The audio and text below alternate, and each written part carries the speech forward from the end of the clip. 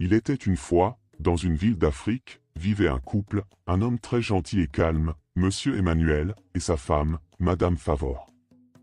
Emmanuel et Favor sont mariés depuis plus de 2 ans et n'ont pas encore d'enfants. Mais durant ces 2 années, Favor a bouleversé la vie d'Emmanuel. Favor a un caractère colérique, elle prend à peine des corrections avant que son mari Emmanuel ne dise un mot, Favor en a dit 200. Leur relation est toxique. Favor est si agressive que chaque fois que son mari essaie de la corriger, elle peut le gifler ou fondre en larmes, et elle peut pleurer toute la nuit jusqu'à ce qu'il lui présente ses excuses, même si c'est elle qui l'a frappé. C'était tellement grave qu'un jour, Favor a eu un malentendu avec son mari, Emmanuel, et pour le punir, elle a mangé beaucoup d'épices piquantes, même si elle savait qu'elle avait des ulcères, et les patients ulcéreux sont déclenchés par la nourriture épicée. Cette nuit-là, elle a failli mourir et a finalement été transportée d'urgence à l'hôpital, tout cela parce qu'elle voulait punir son mari, Emmanuel. Un autre jour, Favor a menacé son mari de sauter du haut de l'étage et de se suicider parce que son mari avait essayé de la corriger en lui disant qu'elle avait été impolie envers leur pasteur lorsqu'ils allaient consulter un conseiller matrimonial. Lorsque le pasteur a entendu parler de ce que Favor avait fait après le conseil, il a appelé Monsieur Emmanuel pour qu'il vienne seul à son bureau. Une fois arrivé, il lui a dit d'ouvrir la Bible jusqu'à Proverbe 18, 22 et de la lire. Monsieur Emmanuel a lu, et il est dit, « Celui qui trouve une femme trouve une bonne chose et obtient la faveur du Seigneur. » Le pasteur a pris une profonde inspiration puis a dit, « Monsieur Emmanuel, malheureusement, votre femme s'appelle Faveur, mais je ne pense pas que cette faveur vienne du Seigneur. S'il vous plaît, vous et votre femme devriez arrêter de venir consulter. Je ne veux pas être complice d'un meurtre parce qu'un jour, cette femme vous tuera par erreur ou se suicidera, et vous irez en prison pour cela, et je ne veux pas en être la raison. » Emmanuel avait le cœur brisé. C'était comme si tout le monde les avait abandonnés, y compris sa propre famille et celle de Favor également.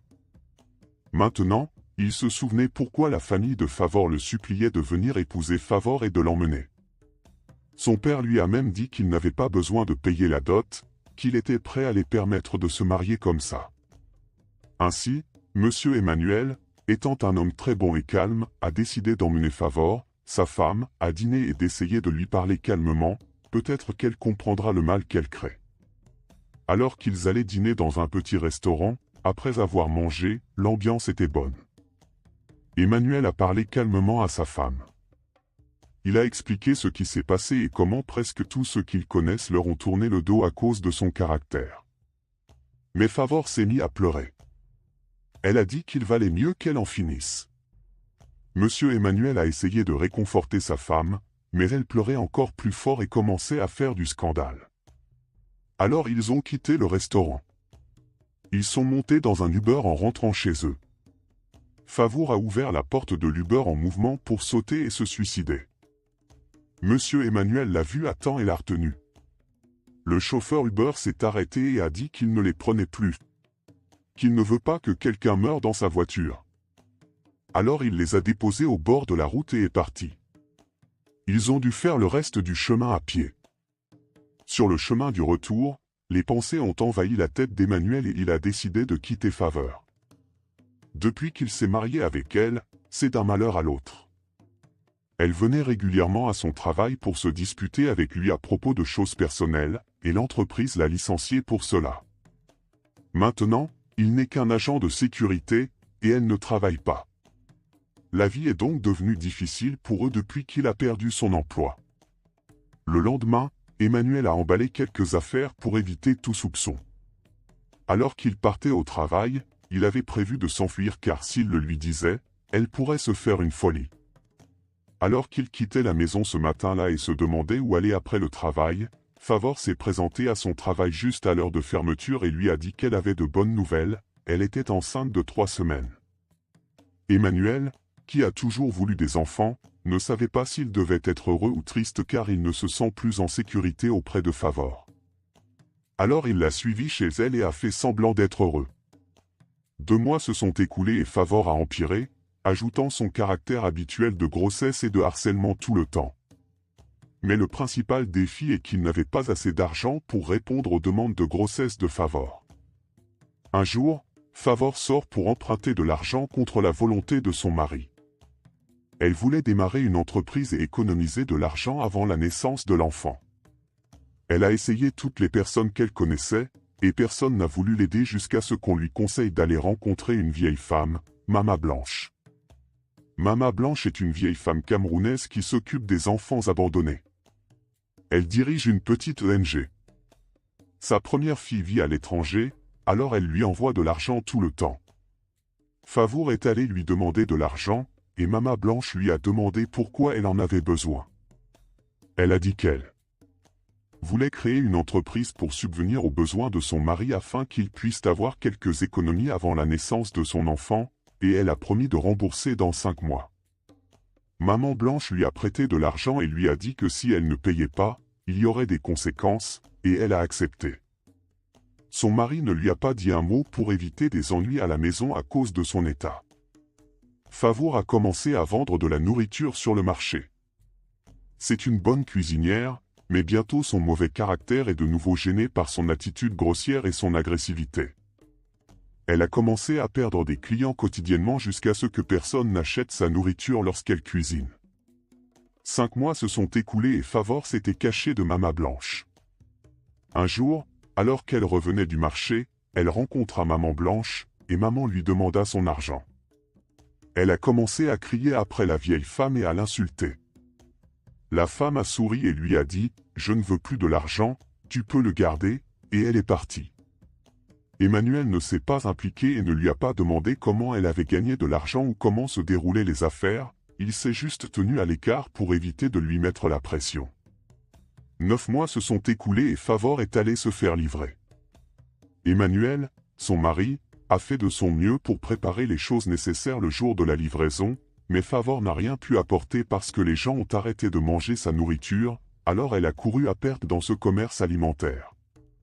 Lors de son accouchement, c'est une chèvre qu'elle a mis au monde, un tout petit chevreau. Tout le monde à l'hôpital était sous le choc, mais le mystère est que la chèvre respirait comme un bébé. Après plusieurs examens, ils ont découvert que la chèvre était vivante. Le médecin leur a dit qu'il n'avait que 7 jours pour trouver un moyen de transformer la chèvre en un bébé normal afin qu'il puisse être allaité, sinon le bébé pourrait mourir. À leur sortie, Emmanuel s'est rendu dans de nombreux endroits pour chercher des solutions spirituelles et on lui a dit que sa femme avait fait du tort à quelqu'un, c'est pourquoi le bébé était maudit.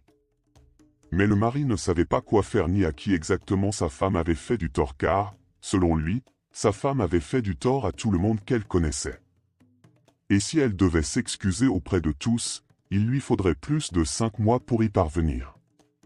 Dans le feu de toute la confusion et de la communauté qui parlait de Favor et de son mystérieux chevreau, Favor est restée elle-même, toujours harcelante et criant après la moindre occasion qu'elle a. Emmanuel a essayé de rappeler à sa femme qui pouvait vraiment être en colère contre elle au point de lui jeter une malédiction, mais Favor l'a giflé et lui a dit qu'il la harcelait, qu'elle devait réfléchir. Le lendemain, Emmanuel s'est réveillé, a emballé toutes ses affaires et a annoncé à Favor qu'il partait. Elle a menacé de se suicider, et il lui a dit qu'elle pouvait continuer, qu'il avait fini, et il a quitté la maison. Bonjour gars. Pensez-vous qu'il était juste que monsieur Emmanuel laisse sa femme dans cet état, ou pensez-vous qu'il aurait dû rester pour qu'ils puissent régler le problème ensemble? Que feriez-vous si vous vous trouviez dans une telle situation? Déposez vos réflexions dans la section commentaires. Revenons à l'histoire.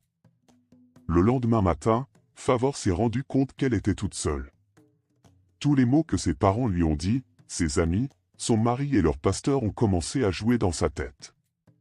Le mot qui m'a le plus marqué est « Si vous continuez ainsi, vous vous retrouverez seul sans personne pour s'occuper de vous. » Une journée a passé, et elle a fondu en larmes toute seule avec son chevreau dans la maison. Elle réalise maintenant qu'elle a été insupportable. Elle a essayé d'appeler son mari pour s'excuser, mais son numéro était éteint, alors elle a décidé d'aller voir le pasteur. Plus tard dans la journée, elle est allée rendre visite au pasteur, et après qu'il ait prié pour elle, il lui a dit la même chose que son mari lui disait de la part de toutes les personnes qu'il est allé voir. Qu'elle a offensé quelqu'un. Mais cette fois, le pasteur ajoute, c'est une vieille femme qui t'a fait du bien, et tu lui as rendu du mal.